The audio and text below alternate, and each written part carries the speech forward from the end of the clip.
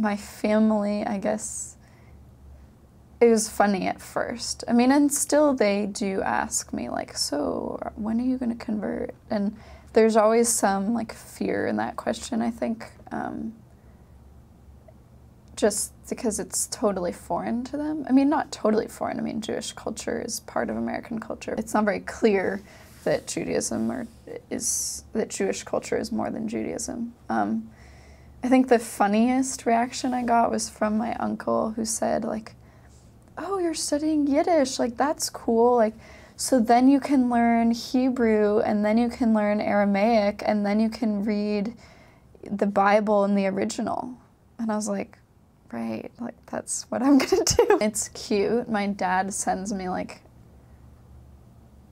he often sends me New York Times articles, and he sends me, like, every Jewish thing that he reads, which is, like, a lot. Or anything, you know, especially Holocaust or Eastern European Jewish culture related. My mom has been to the book center a few times, and she is really supportive. I